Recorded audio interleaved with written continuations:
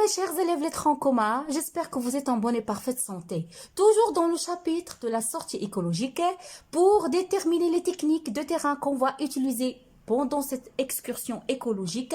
Donc aujourd'hui, le but de cette capsule, c'est de déterminer quel est l'objectif de la sortie écologique. Comme vous voyez, là, on a une diversité des milieux naturels. Il y a la mer, il y a une forêt, il y a une vallée. Ça, ce sont des exemples de milieux naturels que je vous ai ramenés. Vous devez savoir que le milieu le plus exploité, c'est la forêt qu'on va étudier ultérieurement.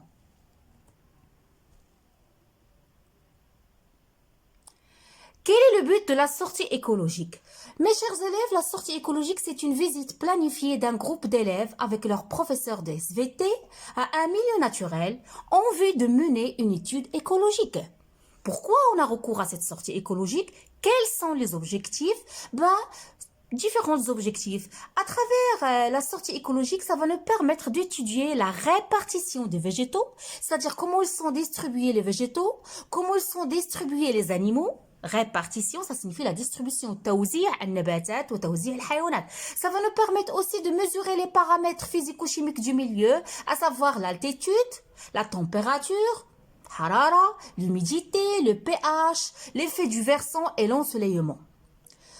Aussi, lorsqu'on va faire une sortie écologique, ça va nous permettre de proposer, de formuler plusieurs hypothèses explicatives sur la répartition des êtres vivants dans un milieu naturel. Voilà. Étude de quelques milieux écologiques naturels. Comme vous voyez, c'est le milieu forestier, c'est la forêt. C'est un milieu boisé, il y a du bois, il y a des arbres, il y a des arbustes qui contient un couvert végétal important dans lequel vivent la faune et la flore. Vous connaissez, ça signifie quoi la faune? L'ensemble des espèces animales. Et la flore, l'ensemble des espèces végétales.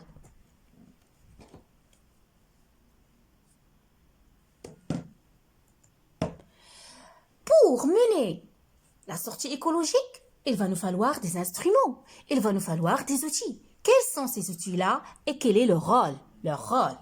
Donc, pour appliquer les techniques de la sortie écologique, on doit être menu sur le terrain d'un certain nombre d'instruments, de mesures et d'outils. Donc, comme vous voyez le schéma, là, un mètre, des boîtes, des cordes, filets fouchoirs, un altimètre, un hygromètre, un pH mètre, parapluie japonais et un aspirateur. Essayons de déterminer ces outils-là et leur intérêt. Je commence par le premier outil, c'est la carte topographique ou bien la boussole. Comme vous voyez, ça nous permet quoi? Ça nous permet de localiser et d'orienter le milieu de la sortie écologique. Oui, on peut ramener aussi avec nous des carnets, des crayons, des stylos, des fiches pour réaliser des dessins, des croquis ou bien prendre des notes. Aussi, des sachets en plastique, comme vous voyez, des bandes, des collants de ciseaux, des flacons en plastique pour récolter les échantillons des végétaux, des animaux du sol ou bien d'eau. Aussi, on peut ramener des cordes, comme vous voyez ici une corde, des piquets à un marteau qui va nous permettre de délimiter l'aire de l'inventaire, c'est-à-dire d'appliquer une technique qu'on va expliquer ultérieurement, la technique de quadrillage. Cette technique nous permet de délimiter l'aire de l'inventaire, la surface de l'inventaire. Aussi, on peut ramener un appareil photo des jumelles qui vont nous permettre de prendre des photos numériques et d'observer les êtres vivants de loin. Un triangle isocèle, vous connaissez ça, un dendromètre qui va nous permettre d'effectuer des mesures, par exemple, déterminer la hauteur d'un arbre. Autre outil de mesure qu'on peut ramener, un thermomètre qui permet de mesurer la température du milieu étudié, un papier pH ou bien un pH mètre qui nous permet de mesurer le pH du milieu, pelle de pioche qui permet de terrasser, de creuser, de planter ou bien déraciner des plantes, le parapluie japonais, comme vous voyez, le parapluie japonais qui nous permet de récolter les espèces d'insectes qui vivent sur les arbres et les arbustes. Là, il manque un S, là, j'ai oublié un S ici.